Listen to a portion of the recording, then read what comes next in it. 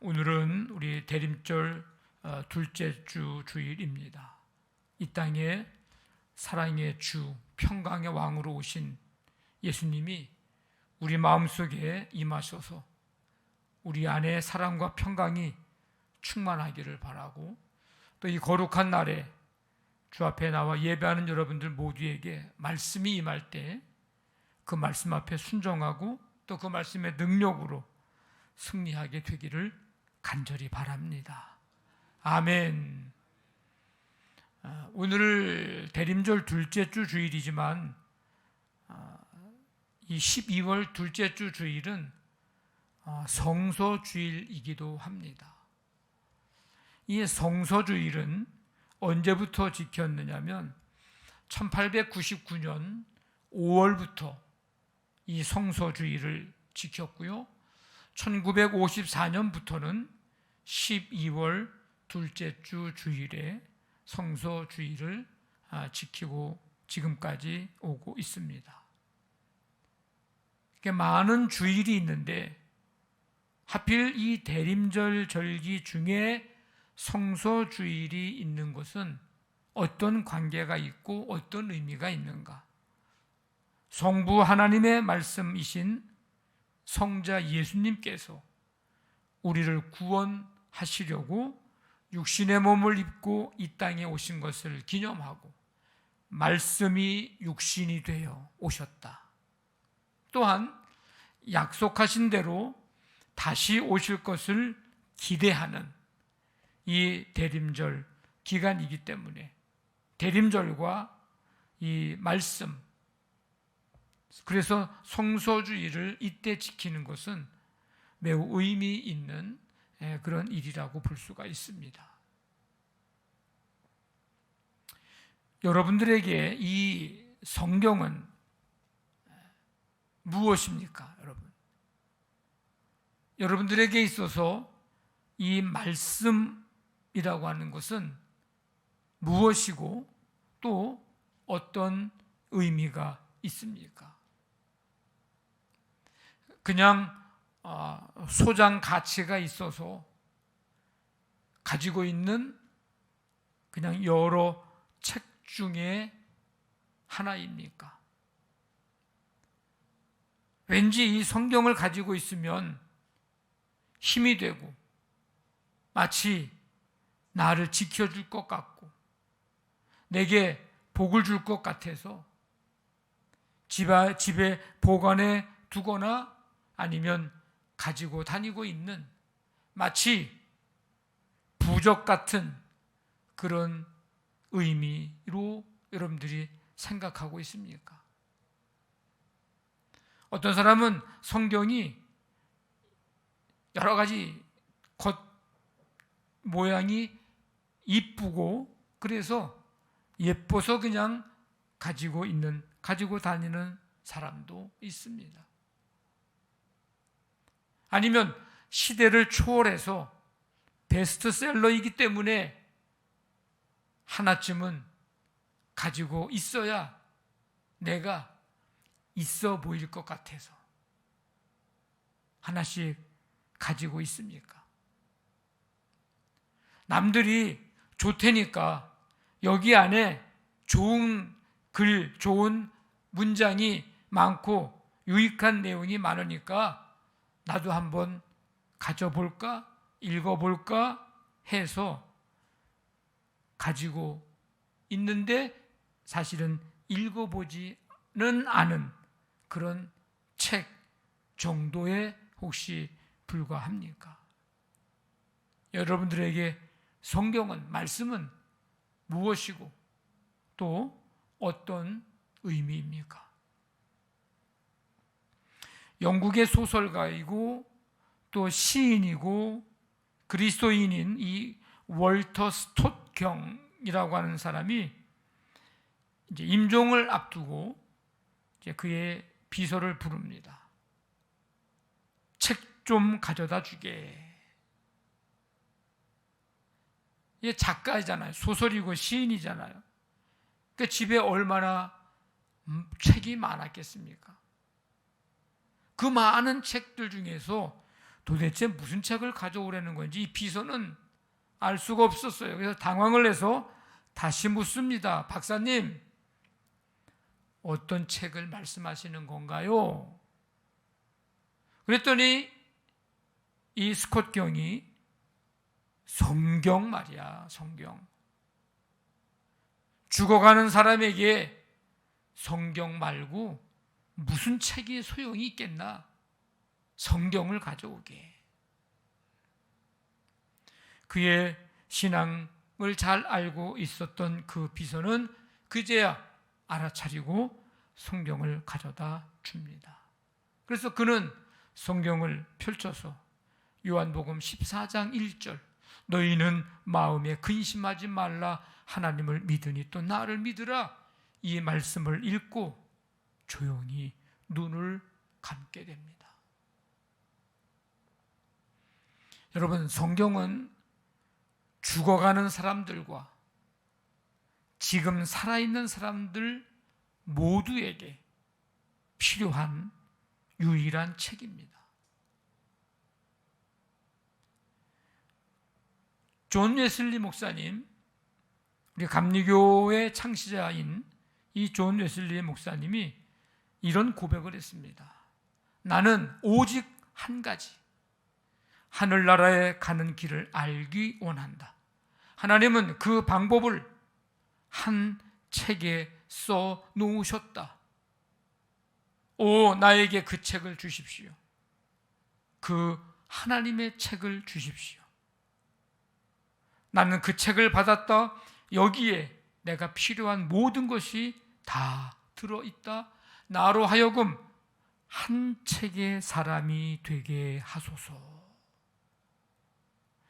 여기서의 이 한 책은 바로 성경을 말합니다. 우리도 한 책의 사람이 되기를 원합니다. 그래서 그 말씀을 읽고 듣고 쓰고 암송하고 배우고, 그래서 그 말씀이 우리의 삶에 등불이 되고 나침반이 되고 양식이 되기를 원합니다.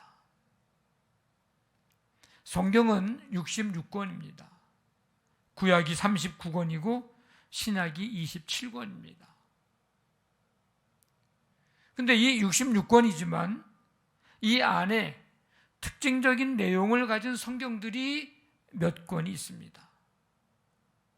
족보를 기록해서 사람의 이름이 많이 나오는 성경이 있기도 하고요. 그 부분을 읽을 때 좀 지루하죠. 또 어떤 특정 단어가 많이 반복되어 나오거나 핵심 단어가 많이 나오는 성경이 있습니다. 요한 1서 4장 같은 경우는 사랑이라는 단어가 31번 나옵니다. 한 장에 사랑이라는 단어가 31번 나와요. 히브리서 11장에는 믿음이라는 단어가 많이 나옵니다. 믿음으로, 믿음으로, 믿음으로. 고린도전서 15장은 부활에 관한 말씀을 하고 있습니다. 그래서 부활장이라고 그렇게 부르기도 합니다. 사도행전 성경은 성령, 증인이라는 단어가 반복돼서 등장을 하고 있습니다. 그러니까 뭘 얘기해 주는가 하는 것들을 알 수가 있죠. 잠언은 우리에게 지혜를 주는 말씀이기도 합니다. 이렇게 특징적인 단어가 많이 나오거나 주제를 가지고 이야기하고 있는 그런 성경들이 있습니다. 이 66권이 1189장으로 되어 있는데 성경 중에서 아주 독특한 형식으로 되어 있는 장이 오늘 읽은 시편 119편입니다. 성경에서 1189장 중에서 제일 긴 절로 되어 있는 장이 시편 119편입니다. 176절까지 있습니다. 그런데 오늘 여러분 성경 한번 보시기 바랍니다. 오늘 읽은 129절에 보면 주의 증거들은 그 주자 앞에 무슨 표시가 있나요? 주자 앞에 뭐가 있어요? 동그라미가 있나요? 예, 동그라미 표시가 있을 거예요. 그게 뭐냐면 이 119편은 22개의 연으로 되어 있습니다. 시는 한 연 이렇게 이제 연이라는 단어를 쓰는데 22개의 연으로 되어 있어요. 근데 한 연마다 8절씩 되어 있습니다. 그러니까 22개의 연 곱하기 8 하면 몇 절이 되는 거예요? 176절이 되는 거죠. 그러면 왜 하필 22개의 연으로 되어 있는가? 히브리어의 알파벳 숫자가 22개입니다. 말하자면 우리로 얘기하자면 뭐 기역, 니은, 디귿, 리을 이런. 그래서 1절에 시작되는 첫 글자는 우리는 개역 성경, 우리 한글 성경은 그게 구분이 안 되지만 그 히브리어의 첫 글자가 첫 단어 시작됩니다. 그러면 9절의 두 번째 연이 시작될 때는 히브리어의 두 번째 알파벳으로 첫 글자가 시작되는 단어를 썼다는 거예요. 그래서 22개의 연이 알파벳 첫 글자로 다 시작을 하는 단어로 되어 있는 그런 독특한 형식을 가진 성경입니다. 더 놀라운 것은 176절 중에서 171절에 하나님의 말씀과 관련된 단어들이 한 단어 이상 다 들어가 있다는 사실입니다. 오늘 우리가 읽은 말씀의 증거, 이것도 성경 말씀을 얘기하는 거예요. 율법, 규례, 법도 다 말씀과 관련된 단어들인데 171절 속에 그 단어들이 다 관련된 단어들이 들어있다는 거. 참 놀라운 일입니다. 자, 그러면 오늘 읽은 우리 129절부터 136절은 17번째 연에 해당되는 부분입니다. 자, 오늘 말씀의 시작은 뭘로 시작합니까? 129절 보면 주의 증거들은 놀라움으로, 감탄으로 시작됩니다. 놀랍다. 영어 성경에는 wonderful 이렇게 적어놨어요. 시인은 발견을 했어요. 뭘 발견했습니까? 놀랍다는 것을 발견했어요. 뭐가 놀라워요? 주의 증거, 주의 말씀이 놀랍다. 주의 말씀은 wonderful 이런 거예요. 경탄을 금할 수 없다는 표현입니다. 여러분, 우리가 언제 하나님의 말씀을 읽고 들으면서 놀라셨습니까? 여러분, 말씀을 언제 읽고 들으면서 몹시 놀라 감탄을 하는 이 경탄을 금하지 못한 적이 언제였습니까? 놀라기는 하십니까? 말씀을 읽으시면서 원더풀 이런 말씀이 하면서 놀라시기는 하시긴 하십니까? 우리가 우리 말씀을 읽고 들을 때 대부분이 어떤 말씀이 나를 축복해 주는 말씀인가? 나를 위로해 주는 말씀인가? 나를 잘 되라고 격려해 주시는 말씀인가? 대부분이 성경을 읽을 때 초점이 거기에 있습니다. 그래서 그런 말씀을 주시면, 또 설교도 그런 말씀을 들으면 은혜 받았다 그래요. 기분 좋아서 갑니다. 근데 그렇지 않으면 별 반응이 없고요. 멀뚱멀뚱하다가 어느 때는 시험에 들기도 합니다. 그러다 보니까 우리가 말씀 앞에서 놀라지도 않고 감탄하지도 않고 놀라지도 못하고 감탄하지도 못합니다. 하나님의 놀라운 역사, 하나님의 말씀이 갖는 지혜와 신비에 놀라워하지 못합니다. 여러분, 성경 읽으면서 무릎을 치는 일이 있습니까? 혹시 성경을 읽으면서 말씀을 들으면서 소름 돋는 때가 있습니까? 울컥하면서 정말 눈물이 맺히는 때가 있습니까? 이런 일들이 일어나고 경험되어진 사람들에게는 어떤 변화가 일어날까요? 말씀을 읽었지만 또 읽고 싶고, 말씀을 들었지만 또 듣고 싶고. 왜? 놀라우니까, 신비로우니까. 그래서 그 말씀을 내 마음에 받아들이고 나의 삶의 기준을 삼고 살아갑니다. 오늘 129절에 주의 증거들은 놀라움으로, 그래서 어떻게 하겠다는 거예요? 놀라서 놀란 걸로 그냥 끝난 게 아니라 내 영혼이 이를 지키나이다. 읽고 싶어요. 또 듣고 싶어요. 그 말씀대로 살아가고 싶어요. 왜? 놀라운 말씀이니까.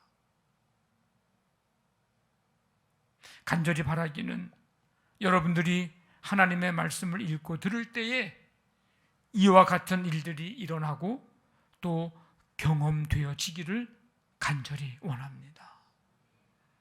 오늘 이 시인은요, 깨달은 게 있습니다. 뭘요? 130절에 주의 말씀을 열면 빛이 빛이요 우둔한 사람들을 깨닫게 하나이다. 우둔한 사람들이 뭘 하면 깨닫게 된다는 것을 알았어요? 주의 말씀을 열면. 주의 말씀을 열면 말씀의 빛이 빛이요 깨닫게 된다는 것을 이 시인은 지금 깨닫게 됐어요. 어리석고 미련한 사람들이, 여기 우둔한 사람들, 그런 사람들이 어떤 사람들인데요? 유혹에 빠지기 쉬운 자들, 죄에 빠지기 쉬운 자들, 유한하고 무지한 자들, 그런 사람들이 누굽니까? 저와 여러분들, 우리들 아닙니까?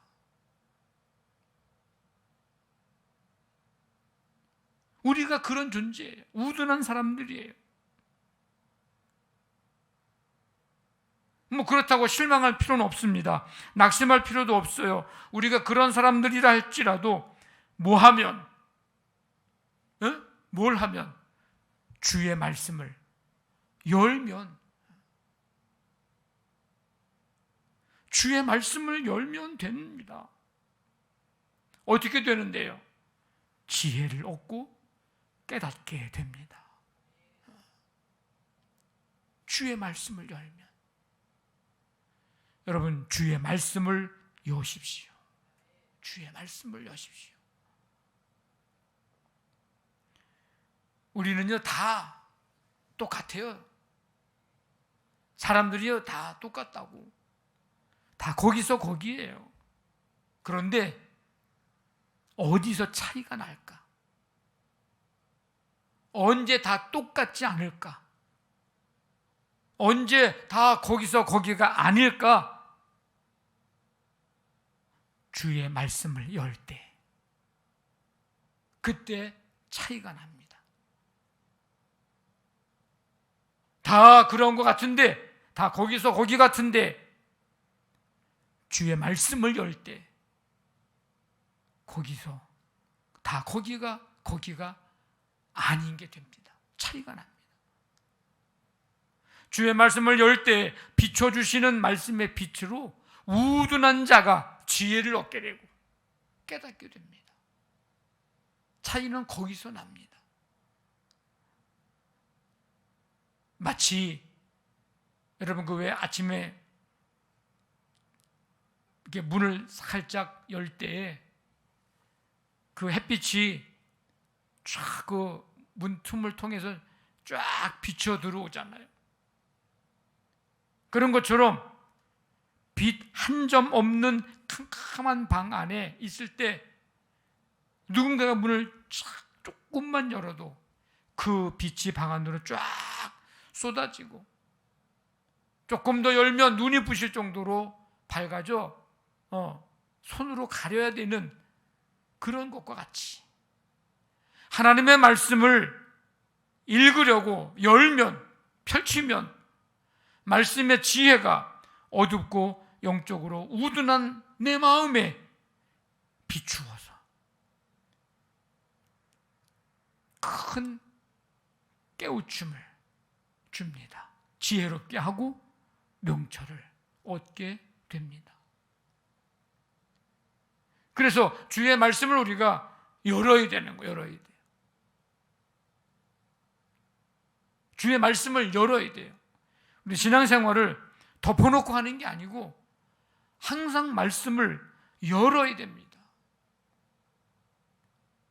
그래서 내 마음과 귀와 눈을 열어서 그 말씀을 열고 그 말씀을 받아들여야 합니다. 여러분들은 말씀을 들을 때 이 말씀이 누구를 위해서 하는 말씀이라고 생각하면서 들으십니까? 만약에 오늘 말씀을 듣다가 저 말씀은 나보고 하는 말씀이네, 나 들으라고 하는 말씀이네 라고 생각이 되어지면 어떻게 해야 됩니까? 그 말씀 때문에 시험이 들어야 합니까? 그 말씀을 나한테 해주시는 말씀이어서 오늘은 꼭 나한테 하시는 말씀이네, 그래서 감사함으로 그 말씀을 받아들여야 합니까? 여러분들은 어떻게 생각하십니까?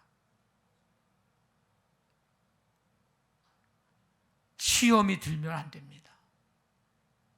만약에 오늘 내게 주시는 말씀이네 해서 그 말씀으로 시험이 든다면 시간 낭비하면서 여기에 앉아 있을 이유가 하나도 없어요.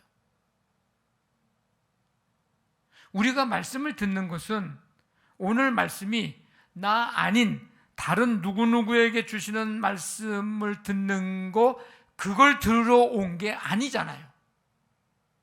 여러분들 오늘 예배 드리면서 말씀 드릴 때 저 말씀은 내가 아니고 다른 사람이 들어야 될 말씀이야, 오늘 나는 내게 해당되는 말씀은 하나도 없어, 그 얘기를 들으러 여기에 와 있는 게 아니잖아요. 다른 사람이 아니고 오늘 나에게 주시는 말씀은 뭘까?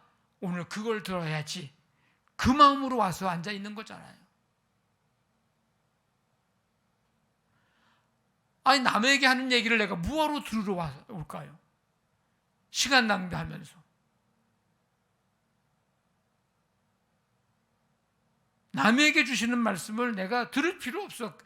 그에게 주시는 말씀은 그 사람이 들으면 되는 건데, 오늘은, 지금은 하나님이 나에게 주시는 말씀이 분명히 있을 거야, 그 말씀 들으려고 와서 앉아 있는 거잖아요. 그런데 그 말씀 들으려고 와서 앉아 있는데 오늘 내게 하시는 말씀이네 라고 하되 그렇게 여겨지는 게 있다면, 여러분 시험 들어야 돼요? 감사해야 돼요? 우리가 착각을 해도 대단히 많이 착각을 합니다.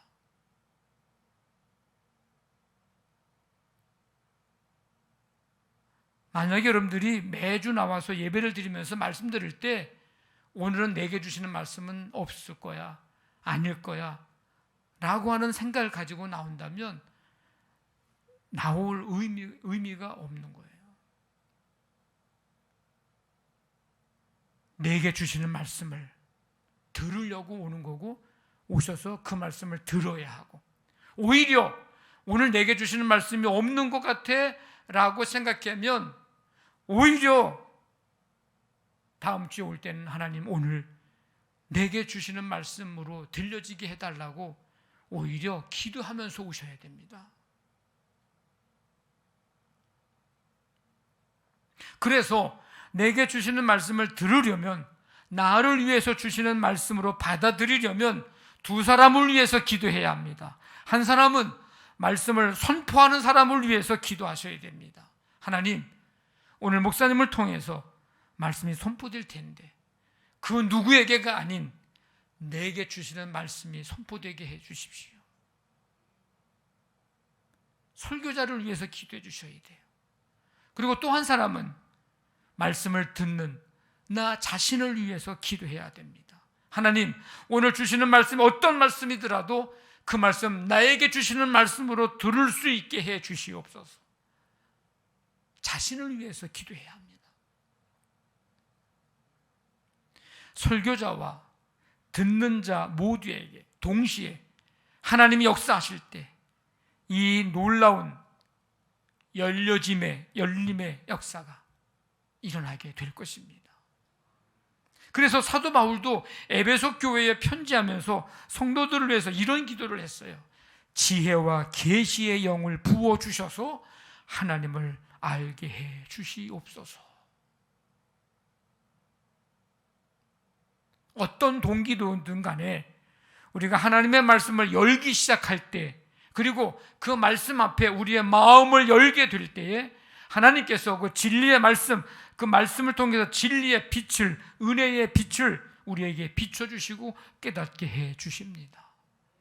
시편 19편에 보니까 여호와의 율법은 완전하여 영혼을 소성시키고 여호와의 증거는 확실하여 우둔한 자를 지혜롭게 하고 여호와의 교훈은 정직하여 마음을 기쁘게 하고 여호와의 계명은 순결하여 눈을 밝게 하시도다. 여러분, 말씀을 여십시오. 말씀을. 그리고 마음을 여십시오. 그래서 말씀을 받아 들이십시오. 그렇게 되므로 놀라움과 감탄과 전율과 소름 돋는 일들이 여러분 가운데 많아지게 되기를 간절히 바랍니다. 자, 이걸 깨닫고 나니까 시인의 마음속에 변화가 일어납니다. 어떤 변화? 내적인 열망이 일어납니다. 131절에 내가 주의 계명들을 사모함으로 내가 입을 열고 헐떡였나이다. 마치 굶주리고 목마른 사람처럼 입을 크게 벌리고 갈망하는 마음, 즉 사모하는 마음이 그 마음속에 일어나기 시작합니다. 말씀의 조명을 받고 그 말씀의 조명 아래 살고 싶은 갈망이 생긴 거예요. 말씀을 자꾸 받아 먹고 싶은 갈망이 생겼습니다. 이제는 내 삶의 그 어떤 것을 기준 삼지 않고 하나님의 말씀을 기준 삼고 살고픈 마음이 그의 안에서 생겨났습니다. 이 사모함이 한 번 일시적으로 생겨났다가 사라진 게 아니라 지금 계속적으로 지속적으로 일어나고 있는 거예요. 우리에게도 그런 일이 일어나기를 간절히 원합니다. 이 사모함. 지난주에 2024년도 이 동아리 모집 광고를 냈습니다. 성경 통독, 성경 암송, 성경 필사 동아리 회원을 모집한다고. 그래서 제가 큰 착각을 한 것 같습니다. 저는 성도들이 평소에 성경을 굉장히 읽고 싶어하고 암송하고 싶어하고 쓰고 싶어하는 줄 알았어요. 그래서 기회가 없어서 그렇지 기회가 주어지면 그냥 서로 하겠다고 달겨들 줄 알았어요. 그래서 광고하기 전에 사실은 제가 지난 그 주 중에 걱정을 했습니다. 혹시 선착순 15명이라고 했는데 누군가가 그 주에 못 오고 바쁘고 깜빡 잊고 그래서 15명 다 써가지고 그 안에 못 들어가서 어떡하냐고 하고 싶은데 인원을 더 늘려달라고 하면은 어떻게 하지? 혼자 그거 걱정하면서 광고를 냈는데 막상 광고하고 주일 저녁에 성도들 다 간 다음에 게시판을 들여다보니까 그게 저만의 착각이었고 괜한 걱정을 혼자 하고 있었다는 생각을 가졌어요. 왜냐하면 한 사람도 쓴 사람이 없었거든요.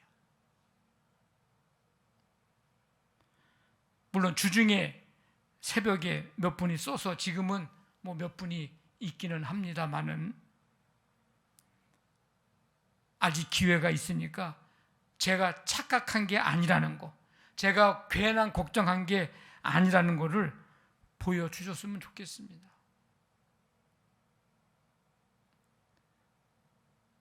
그걸 보면서 정말 우리에게 말씀에 대한 사모함이 있는가? 굶주리고 목마른 사람처럼 말씀에 대한 우리의 갈망이 있는가?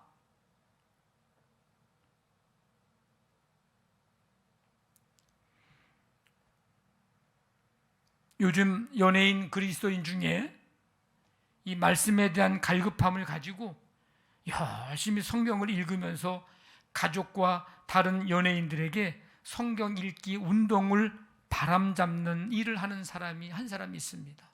여러분들이 잘 아는 사람이에요. 그게 누구냐면 개그우먼 조혜련입니다. 조혜련 씨 아시죠? 개그우먼. 네. 이 사람이 44년 동안 70년생인데 그러니까 지금부터 10년 전이죠. 44년 동안 하나님을 부정하고 기독교를 비난한 사람입니다. 44년 동안 본인 말이에요. 주먹 하나 믿고 살았던 사람이래요. 근데 45세에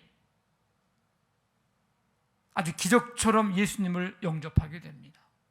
잘 알지만 그가 뭐 이혼도 하고 또 재혼도 하고 그랬잖아요. 근데 이제 재혼한 남편이죠.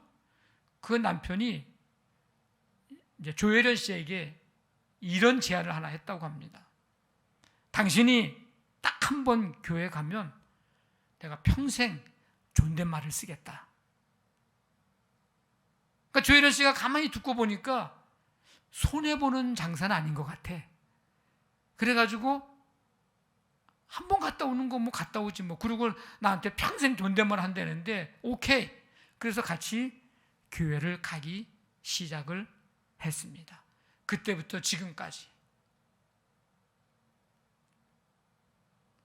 그는요, 일본 불교 창가학회라고 그러죠.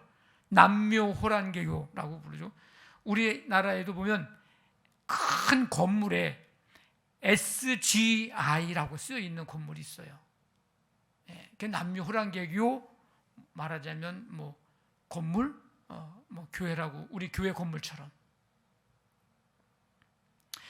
거기는 이제 뭐 불교 쪽이니까 그것도 그래서 불경을 독파했던 이제 사람이에요. 근데 이제는 성경을 읽으면서 엄청 성경을 많이 읽고 성경 바람잡이 자기가 스스로 얘기합니다.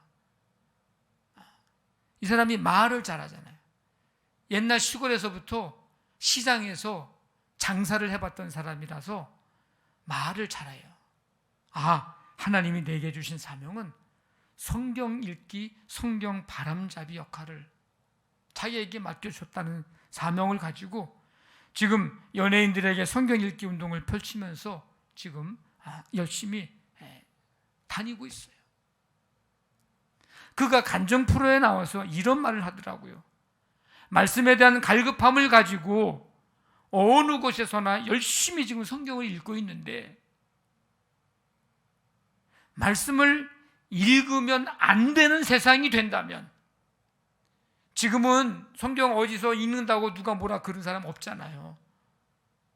근데 만약에 우리가 성경이 없어졌거나 성경을 마음대로 읽을 수 있는 상황이 안 된다면, 그런 세상이 온다면 언제 올지 모를지도 모르는데 그때 어떻게 할 것인가? 그래서 그는 열심히 성경을 읽고 외우고 그런다는 거예요. 혹시 여러분들 중에 성경이 너무 두꺼워서 읽지 않거나 읽을 엄두도 못 내는 분 계십니까? 이 조혜련 씨가 뭐라고 얘기했냐면, 아마 이 사람 얘기 들으면 이게 핑계도 되지도 않아요, 우리에게는. 뭐라고 얘기했냐면 이런 얘기 하더라고요. 왜 그리스도인들이 성경을 이렇게 얇은데 왜 읽지 않을까? 의문이 들었다는 거예요. 왜 이렇게 얇은데 왜 안 읽을까? 두껍다고? 그런 사람들은 한 곳에를 데리고 가고 싶대요. 어디에? 팔만대장경 앞에 데리고 가고 싶대. 자기는 이것 읽느라고 그렇게 열심히 했었던 적이 있었는데, 그리스도인들은 팔만대장경에 비하면 이거 두껍지도 않은 건데 왜 안 읽는지 않느냐는 거예요. 그 얘기 들으니까 좀 약간 부끄럽고 창피하더라고.